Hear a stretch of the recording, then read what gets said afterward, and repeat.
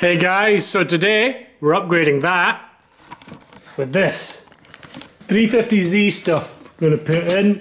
Got a video on the earlier showing that this stuff's a lot stronger, so we need to take the diff out and the shafts. To do this, we're going to be using the GK Tech stuff.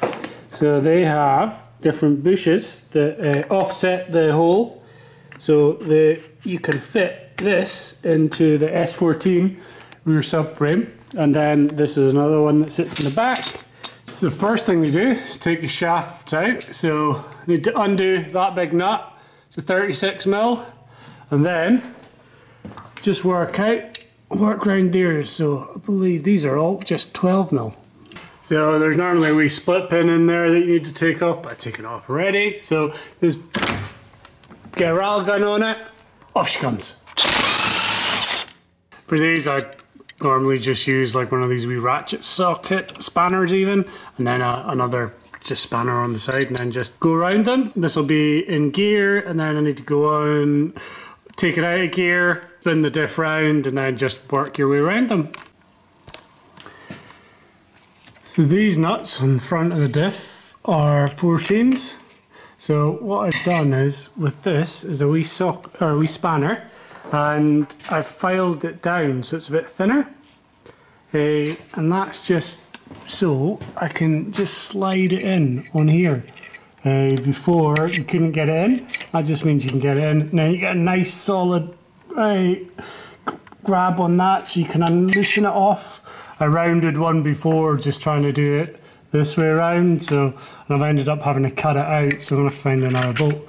But that way it was nice and easy.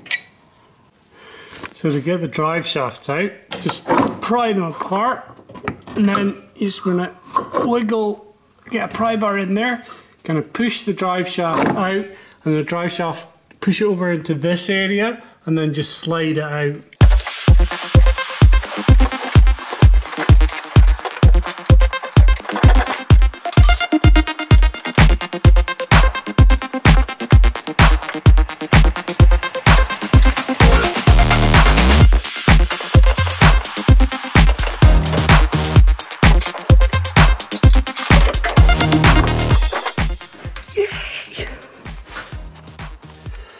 So now both shafts are out, just need to undo these two and these two, and that should be the only thing holding the diff in. So that one's 70, and what I've done is I've just left it in a wee bit just so the diff doesn't drop, and then that one is a 19, both of those.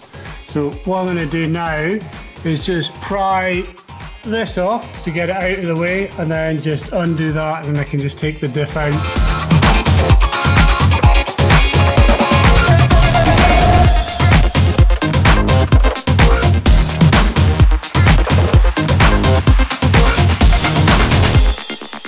So that's S14 diff out. I've got the 351 sitting on the left, just going to jack it up and put it in. If you're doing this on the ground, like have the car low and lower this or lower that onto a jack, these weigh a ton.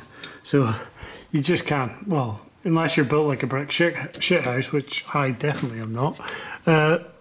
Yeah, put that one in. So now put one of these here so you can lift it up. Now, so that's the stock one out.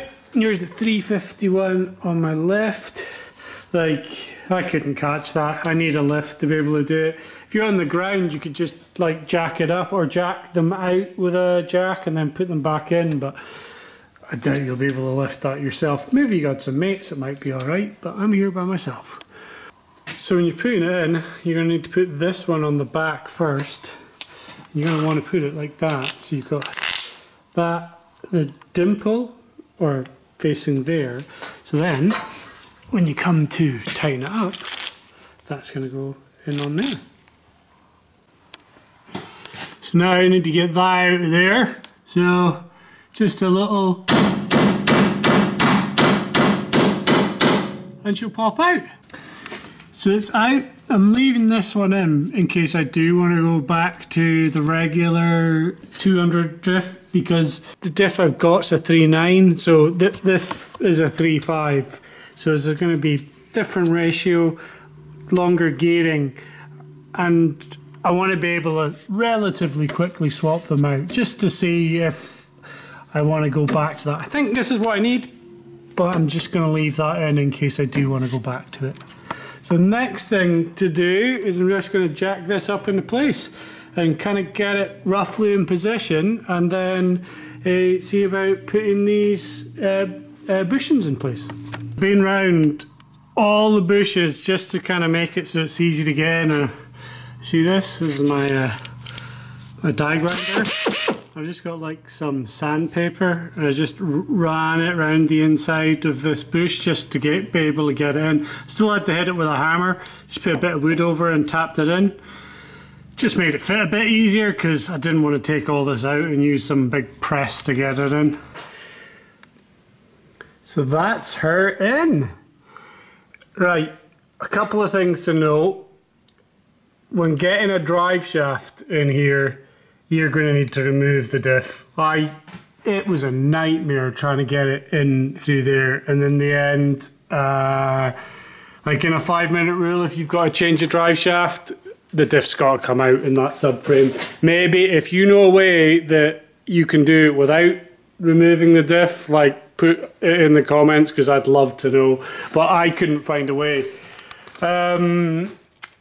Yeah, she's sitting in there nice and pretty. What I've had to do is I've also had to get this spacer made up.